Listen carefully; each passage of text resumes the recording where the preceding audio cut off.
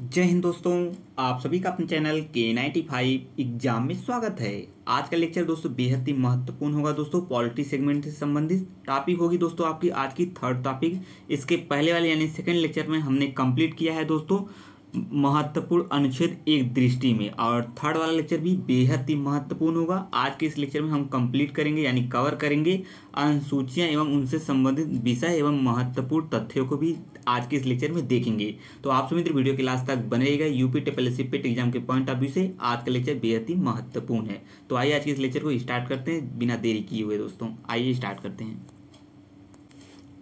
आइए दोस्तों स्टार्ट करते हैं। अनुसूचियां एवं उनसे संबंधित महत्वपूर्ण विषय यानी महत्वपूर्ण तथ्यों को भी देखेंगे आज के इस लेक्चर में। देखिए पहली अनुसूची दोस्तों क्या कह रही है। पहली अनुसूची आपका संबंधित है राज्य व राज्य क्षेत्र से दोस्तों।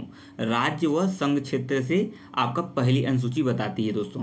एंड दूसरी अनुसूची होगी दोस्तों, दूसरी अनुसूची है आपकी भारतीय संघ के प्राधिकारी या जो पदाधिकारी को मिलने वाले वेतन भत्ते तथा पेंशन आदि का उल्लेख करता है। तो इसे आप लोग अपने नोट्स में मेंशन कर लीजिए। दो 60 नोट्स आप सभी मित्र बना रहे हैं मेरे द्वारा। हर वीडियो में, हर लेक्चर में, हर क्लास में दोस्तों बताया जा रहा है। आप लोग 60 नोट्स बना लीजिए। संपूर्ण नोट्स दोस्तों मेरे द्वारा आपके पास पढ़ाई जा रही है, सामने आप लोग पढ़ रहे हैं, सभी चीज़ों को अच्छे से समझ रहे हैं। तो और इसका एक 60 नोट्स बना लीजिए ताकि एग्जाम टाइम आपका दोस्तों बेहतर रिवीजन हो सके। तो आप लोग बनाते रहिए। आइए मेरे द्वारा प्रश्न स्टार कराए जा रहे हैं, जो महत्वपूर्ण प्रश्न हो उसको स्टार कराया जा रहा है, आप लोग उसे मेंशन कर लीजिए नोट्स में। आइए, और ये प्रश्न पूछा भी गया है तो बिल्कुल इसे स्टार कर लीजिए। तीसरी अनुसूची किससे संबंधित है। भारतीय संघ के कुछ पदाधिकारियों के शपथ एंड प्रतिज्ञान के प्रारूप से संबंधित है दोस्तों।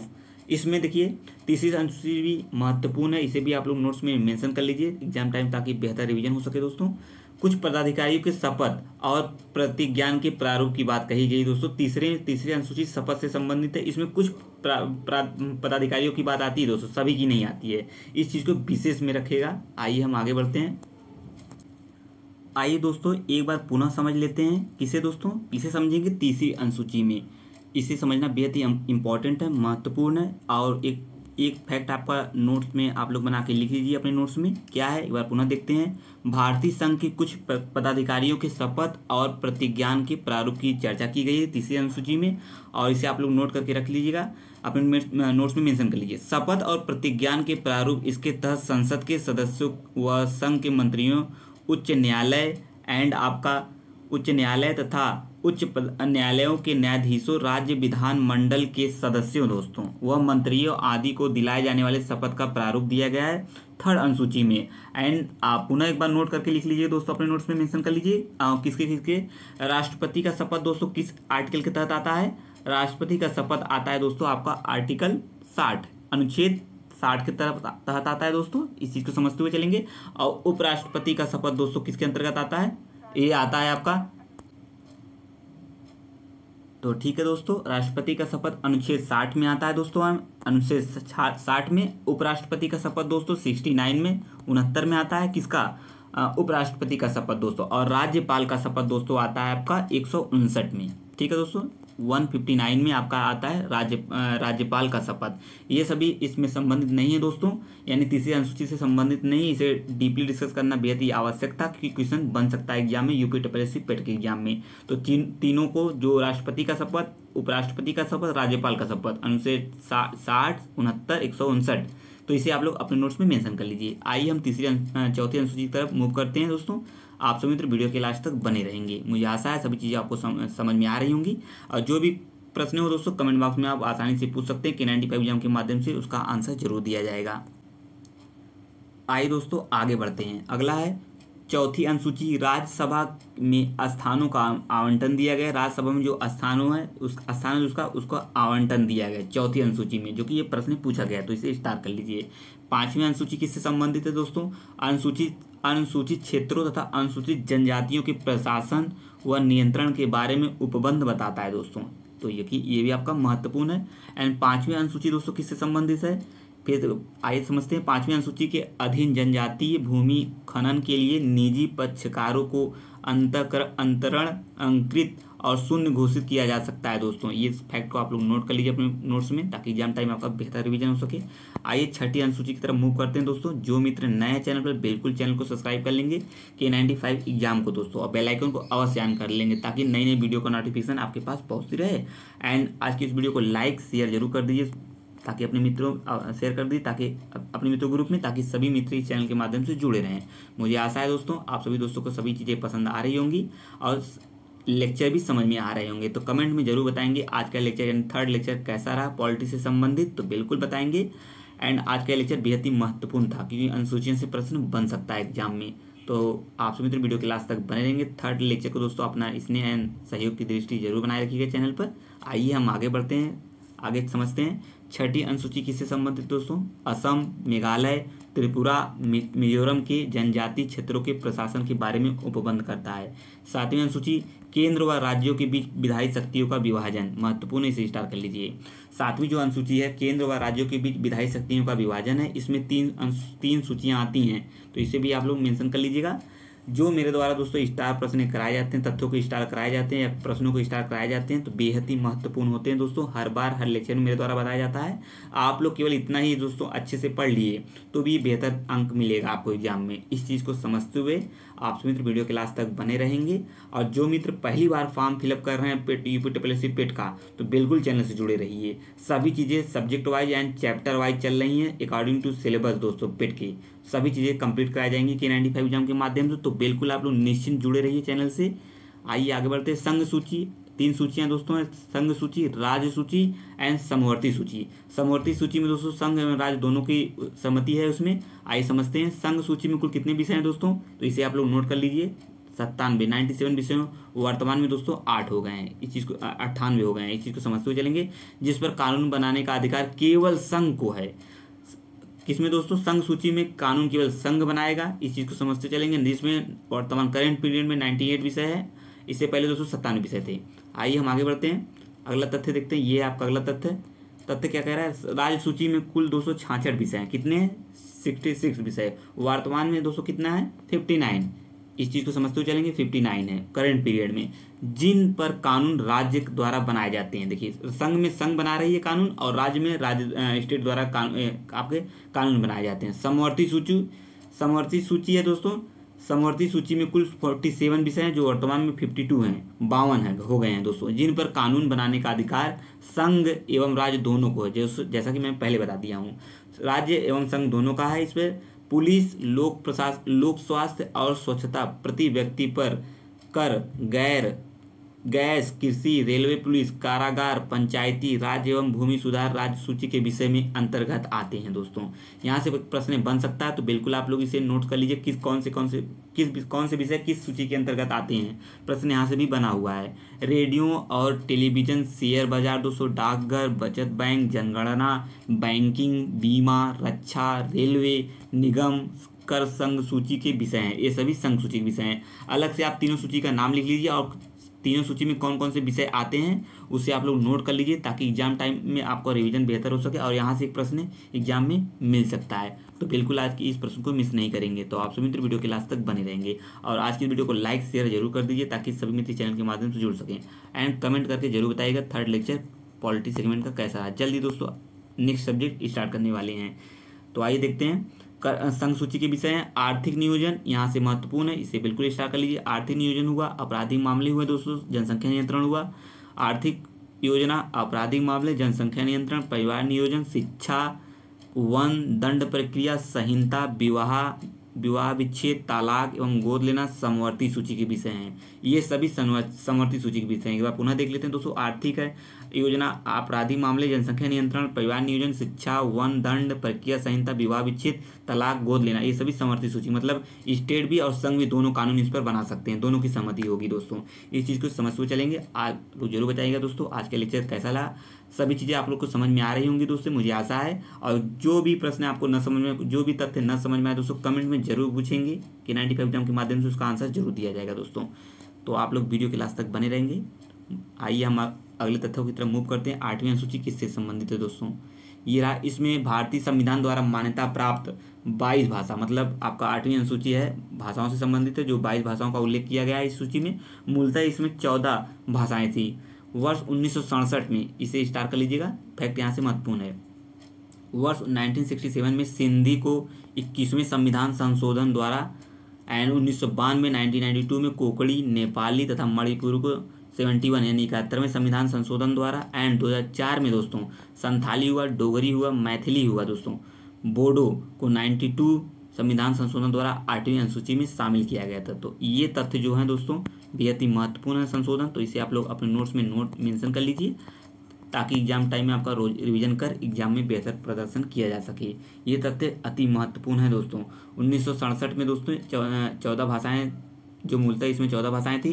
1967 में सिंधी को 21वें संविधान संशोधन द्वारा जोड़ा गया। 1992 में कोंकणी, नेपाली एंड मणिपुरी को दोस्तों 71वें संविधान संशोधन 71वें 71 अमेंडमेंट संशोधन के द्वारा जोड़ा गया है दोस्तों। 2004 में संथाली, डोगरी, मैथिली एंड बोडो को 92 अमेंडमेंट के द्वारा 8वीं अनुसूची में शामिल किया गया दोस्तों। तो महत्वपूर्ण है, इसे आप लोग नोट करते चलिए।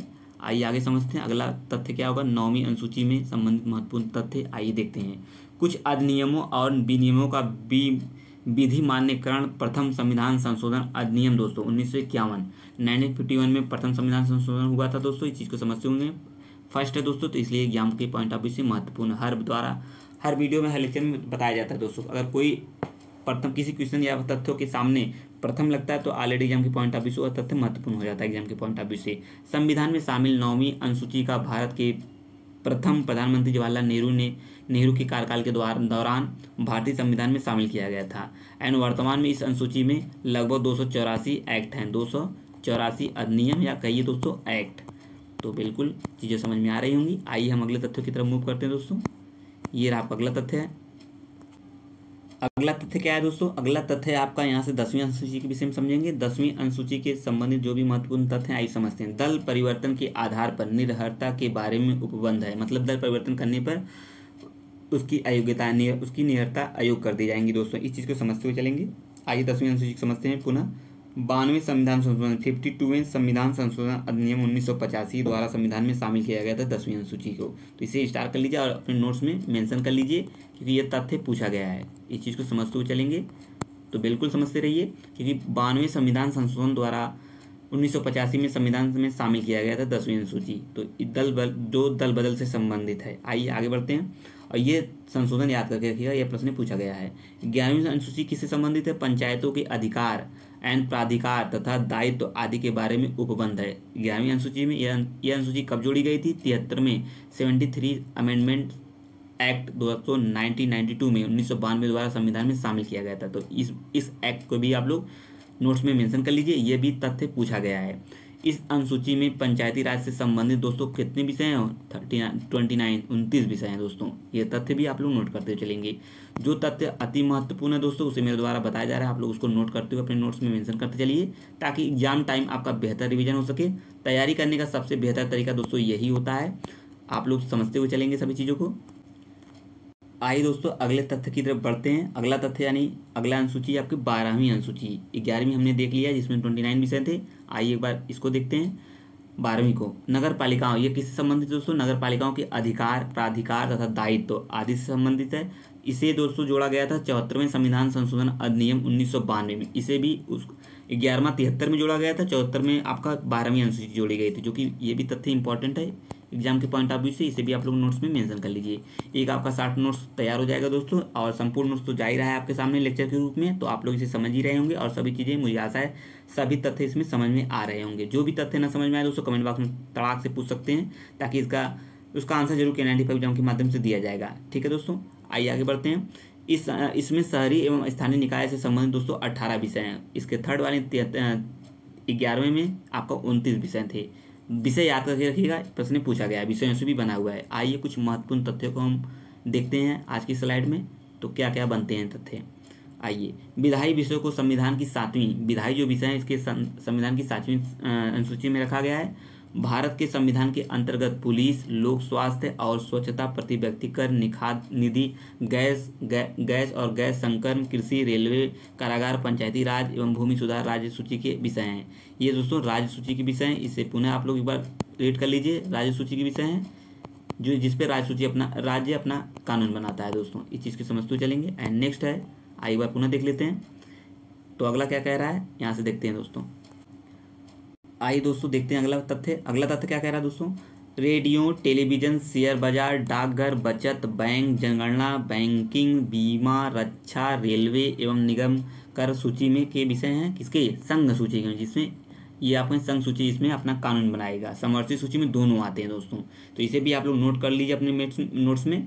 आर्थिक नियोजन ये बेहद ही महत्वपूर्ण है, जैसा कि इसके ऊपर वाले में हमने जस्ट इस पर रीड करके यानी सभी चीज़ों को समझते हुए आगे बढ़ गए हैं। एक बार पुनः देख लेते हैं। आर्थिक नियोजन, आर्थिक योजना, आपराधिक मामले, जनसंख्या नियंत्रण और परिवार नियोजन, शिक्षा, दंड, वन, दंड प्रक्रिया, विवाह विच्छेद एवं यानी तलाक का संबंधित दोस्तों मैटर, गोद लेना, समवर्ती सूची के विषय, मतलब इस पे आपका संघ एवं राज्य दोनों कानून बना सकेंगे मिलकर दोस्तों। तो ये तथ्य महत्वपूर्ण है। आप लोग बिल्कुल बताइएगा दोस्तों आज का लेक्चर कैसा रहा। मुझे आशा है सभी चीज़ें आपको समझ में आ रही होंगी और आप सभी तो वीडियो के लास्ट तक बने रहेंगे, वीडियो को फुल वॉच करेंगे, बीच में स्किप नहीं करेंगे तथ्यों को, क्योंकि तथ्य हैं दोस्तों, एक भी तथ्य स्किप किया गया तो दोस्तों अगर एग्जाम में प्रश्न बनता है तो प्रॉब्लम क्रिएट होगा। भारत का संविधान अवशिष्ट शक्तियाँ संघीय सरकार को प्रदान करता है किस आर्टिकल के तहत दोस्तों, 248 आर्टिकल के तहत। तो अवशिष्ट शक्तियाँ किसके तहत आती है दोस्तों, संघीय सरकार को प्रदान करता है आर्टिकल 248 यानी 248 के अंतर्गत आता है दोस्तों। ये आपका तीसरी टॉपिक है दोस्तों, जो कि आपका पॉलिटी सेगमेंट से 5 प्रश्न पूछे जाने हैं दोस्तों। बिल्कुल आप निश्चिंत रहिए, 5 प्रश्न यहाँ से आपको देखने को मिलेंगे। एक आध प्रश्न बाई मिस्टेक दोस्तों हो सकता है, क्योंकि सभी दोस्तों के लिए ऐसा होगा, आपके ही लिए नहीं दोस्तों। आप लोग निश्चिंत रहिए, जो 4 प्रश्न है यानी 5 प्रश्नों से 4 प्रश्न तो निश्चित हैं दोस्तों, आपको यहाँ से मिल जाएंगे। तो लेक्चर को देखते रहिए बराबर और अपने मित्रों ग्रुप में शेयर करते रहिए, तभी सभी मित्र चैनल के माध्यम से जुड़ सके। एंड कॉम्पिटिटिव एग्जाम की तैयारी कर रहे हैं दोस्तों तो चैनल को जरूर सब्सक्राइब कर लीजिए K95 एग्जाम को दोस्तों।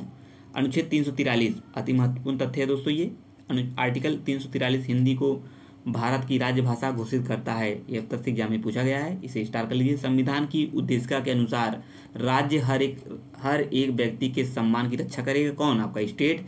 इस उद्देश्य की पूर्ति प्रत्येक व्यक्ति के लिए उचित एवं मानवोचित कार्य परिस्थिति उपलब्ध कराकर की जाएगी दोस्तों। ये तथ्य कॉन्सेप्चुअल चीज़ों को समझते हुए चलते रहिए। आइए आगे बढ़ते हैं, अगले तथ्य की तरफ मूव करते हैं।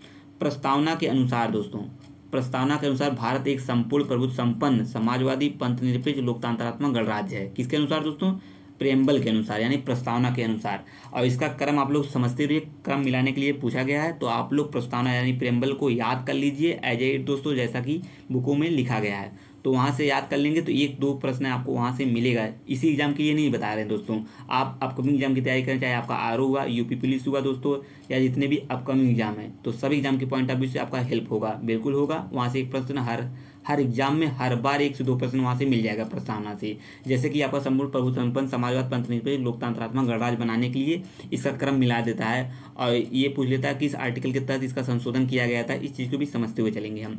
संविधान की उद्देशिका यानी आपका वही प्रस्तावना, संविधान की उद्देशिका में एक बार 42वें संविधान संशोधन अधिनियम 1976 को संशोधन किया गया। कितनी बार, एक बार।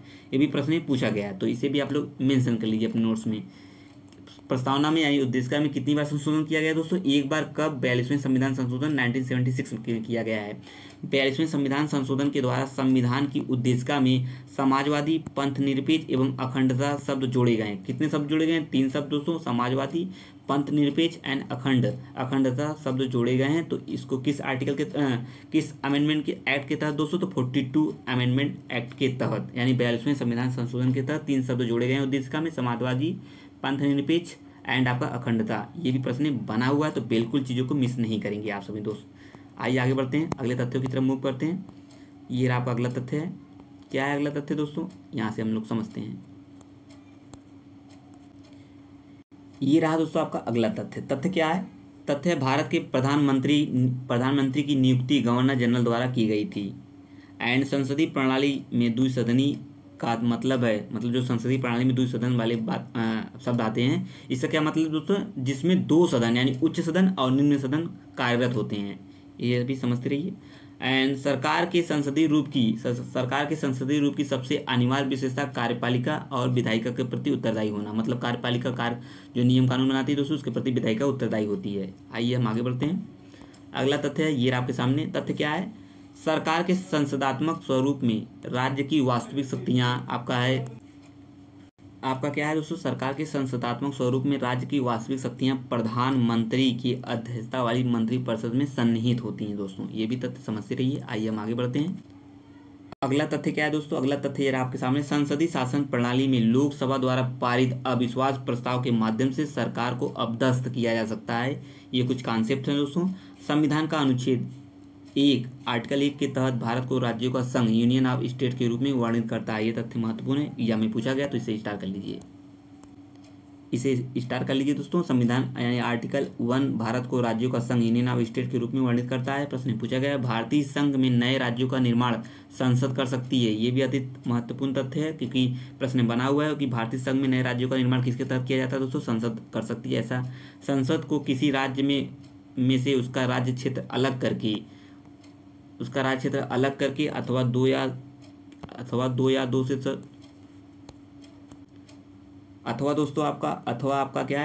दो या अधिक राज्यों को मिला करके, मतलब उसका राज्य क्षेत्र से अलग करके, किसी राज्य क्षेत्र को अलग करके, उसको दो से अधिक राज्यों को मिला करके, अथवा किसी राज्य क्षेत्र को किसी राज्य के भाग के साथ मिला करके, ठीक है, मिला करके एक नए राज्य का निर्माण करने की शक्ति प्राप्त है किसे, संसद को दोस्तों। ये तथ्य बेहद ही महत्वपूर्ण और साथ साथ कंसेप्चुअल भी है। भारतीय संघ यानी यूनियन दोस्तों, यूनियन के राज्यों, भारतीय संघ के राज्यों को संसद के दोनों सदनों के साधारण बहुमत, यहाँ पे देखिए जो बहुमत की बात कही गई दोस्तों, साधारण बहुमत की बात की गई है, अदर बहुमत की नहीं। इस चीज़ को समझते हुए प्रश्न में थोड़ा सा मिस्टेक करके देता है, तो इस चीज़ को समझते हुए सही आंसर को टिक करिएगा। भारतीय संघ के राज्यों की संसद के दोनों सदनों के साधारण बहुमत और संबंधित राज्यों की विधायिका की सहमति द्वारा पुनः व्यवस्थित किया जा सकता है, या उनकी सीमाओं या नाम को बदला जा सकता है। ये भी अति महत्वपूर्ण तथ्य है, कॉन्सेप्ट है, तो बिल्कुल चीज़ों को समझते हुए स्टार्ट करते हुए चलेंगे अपने नोट्स में। अगला तथ्य बनेगा छत्तीसगढ़ राज्य 1 नवंबर 2000 को दोस्तों, 1 नवंबर 2000 को, यहाँ से जो तथ्य अब वाले जो तथ्य होंगे दोस्तों, जो किस स्टेट का कब उसका गठन हुआ था, यहाँ से एक प्रश्न बनेगा आपका, या प्रश्नों का कूट की तरह पूछा जा सकता है दोस्तों। 4 आपका आंसर दे देगा, चारों के आपके सन दे देंगे, किस सन में उसका गठन किया गया था, एक उसमें गलत होंगे, उसी को आपको मेंशन करना है, पकड़ना है। तो यहाँ से चीज़ों को नोट कर लीजिए, एज ए दोस्तों क्वेश्चन बनेगा एग्जाम में, बिल्कुल बन सकता है। छत्तीसगढ़ राज्य 1 नवंबर 2000 को, एंड उत्तराखंड दोस्तों 9 नवंबर 2000 को, तथा झारखंड 15 नवंबर 2000 को अस्तित्व में आया। एंड नवगठित राज्य दोस्तों क्या है, नवगठित राज्य तेलंगाना है, ये नवगठित है, तो इसे भी आप लोग मेंशन करते चलिए। ये 2 जून 2014 को अस्तित्व में आया था। आंध्र प्रदेश दोस्तों आपका है विभाजन, आंध्र प्रदेश के विभाजन के स्वरूप तेलंगाना का निर्माण हुआ था। आइए हम आगे बढ़ते हैं। ये रहा दोस्तों अगला, भारत में वर्तमान 28 राज्य और 8 संघ राज्य क्षेत्र हैं दोस्तों। इस चीज़ को समझते हुए चलेंगे, तो बिल्कुल चीज़ों को समझते हुए चलेंगे। जम्मू और कश्मीर राज्य पुनर्गठन अधिनियम 2019 के अनुसार, इसे याद करके रखिएगा तथ्य, भारत में वर्तमान दोस्तों 28 राज्य एंड 8 संघ राज्य क्षेत्र यानी यूनियन टेरिटरीज हैं। इस चीज़ को समझते हुए चलेंगे, ठीक है। आइए आगे बढ़ते हैं। जम्मू और कश्मीर राज्य पुनर्गठन आयोग अधिनियम 2019 के अनुसार जम्मू और कश्मीर दोस्तों, जो जम्मू कश्मीर है का विभाजन 2 संघ राज्य क्षेत्रों यानी जम्मू और कश्मीर तथा लद्दाख में कर दिया गया था। इस चीज़ को भी समझते हैं, कब किया गया था, तो एक्ट आपका 2019 के तहत। आइए हम आगे बढ़ते हैं। जो नए राज्यों का गठन किया गया दोस्तों, उसे आइए हम समझ लेते हैं। यहाँ से प्रश्न बन सकता है, जैसा कि मैंने ऊपर बता दिया है। आइए समझते हैं। आंध्र प्रदेश का दोस्तों ये 1953 में किया गया है, गुजरात का 1960 में किया गया है, नागालैंड का दोस्तों 1963 में, एंड हरियाणा का 1966 में। एक सीरियल क्रम में बढ़ता हुआ है दोस्तों, इस चीज़ को नोट कर लीजिए। सेम इसी तरह हिमाचल प्रदेश का दोस्तों 1971 में, एंड मेघालय का 1972 में। और इसमें ज़्यादा दोस्तों आपको पूछा जाएगा हरियाणा का एंड नागालैंड का और आंध्र प्रदेश का, तो इसे आप लोग मेंशन कर लीजिए। आइए हम आगे बढ़ते हैं। अगला देखते हैं, अगला क्या है। अगला है आपका दोस्तों मणिपुर एंड त्रिपुरा, ये दोनों 1972 में हुआ है। सिक्किम का भी महत्वपूर्ण है 1975 में, इसे भी आप लोग स्टार्ट कर लीजिए दोनों को। एंड मिजोरम, अरुणाचल प्रदेश, गोवा 1987 में किए गए हैं। छत्तीसगढ़ एंड उत्तराखंड, झारखंड ये 2000 में, इसको भी आप लोग मेंशन कर लीजिए। एंड तेलंगाना तो नवगठित है 2014 में, 2 जून 2014 में। तो ये प्रश्न एग्जाम में बार बार प्रश्न पूछा गया है। तो यूपी ट्रिपल एस सी वाले जो छात्र हैं तो बिल्कुल वीडियो को स्किप नहीं करेंगे, बिल्कुल चैनल पर लास्ट तक बने रहेंगे और सभी चीज़ें आसानी से उनको समझ में आएंगी। एंड जो मित्र नए हैं चैनल पर जरूर रुके रहिए, बने रहिए और K95 एग्जाम को जरूर सब्सक्राइब कर लीजिए इस प्रकार की महत्वपूर्ण वीडियो पाने के लिए। आइए हम अगले तथ्य की तरफ मूव करते हैं दोस्तों। ये आपका अगला तथ्य है। तथ्य क्या है? संघीय संविधान अमेरिकी संविधान की एक विशेषता है जो संघीय संविधान है। दादरा और नागर हवेली तथा दमन एवं दीव की राजधानी के रूप में दमन को निर्दिष्ट किया गया है सभी को मिलाकर। तो तभी आपकी इससे पहले क्या थी, राजधानियाँ बढ़ी हुई थी, अब उसे ऐड कर दिया गया, दोनों की इसमें दोनों को मर्ज कर दिया गया। उल्लेखनीय है कि दादरा और नागर हवेली तथा दमन और दीव संघ राज्य क्षेत्रों का विषय मतलब यूनियन टेरिटरी का विषय है। अधिनियम किस एक्ट के तहत? 2019 के तहत दोनों संघ राज्य क्षेत्रों का विलय कर दिया, जैसा कि अपने ऊपर बताया दोनों को मर्ज कर दिया गया है। ये भी तथ्य महत्वपूर्ण है। किस आर्टिकल के मतलब किस एक्ट के तहत? 2019 के तहत। इस चीज़ को समझते हुए चलेंगे, क्वेश्चन बन सकता है जो कि नवगठित है। इसके लिए प्रश्न में एग्जाम में प्रश्न पूछा जा सकता है। गुजरात राज्य का गठन दोस्तों 1 मई 1960 को हुआ था। एंड हिमाचल प्रदेश की राजधानी शिमला है, सभी दोस्तों को पता होगी, ठीक है। एंड चंडीगढ़ संघ क्षेत्र है दोस्तों, चंडीगढ़ संघ राज्य क्षेत्र है। एंड लोकतंत्र में सत्ता का संचालन जनता के प्रतिनिधियों द्वारा होता है। इसे स्टार कर लीजिए, प्रश्न बना हुआ है। लोकतंत्र में जो सत्ता का संचालन होता है कैसे? ऑप्शन दिया रहेगा, जनता के प्रतिनिधि द्वारा एंड अन्य के द्वारा या इनमें से सभी या इनमें से कोई नहीं, तो जनता के प्रतिनिधियों के द्वारा। तो आइए हम अगले तथ्यों की तरफ मूव करते हैं दोस्तों।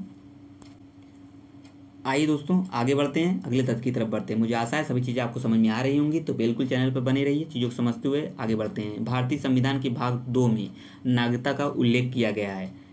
तो किस नागरिकता का उल्लेख किया गया है? भाग 2 में दोस्तों। आज की टॉपिक है आपकी 3rd। इससे पहले 2 टॉपिक ऑलरेडी चैनल पर अपलोड है, उसे जाइए बिल्कुल देखिएगा और कमेंट बताएंगे लेक्चर कैसा रहा है। मेरे द्वारा रिकमेंड किया रहा है, टॉपिक को छोड़ मिस ना करिए, सभी टॉपिक को देखते हुए चलिए। भारतीय नागरिकता अधिनियम 1965। भारतीय नागरिकता अधिनियम 1955 के अनुसार भारत की नागरिकता निम्न 5 प्रकार से प्राप्त की जाती है।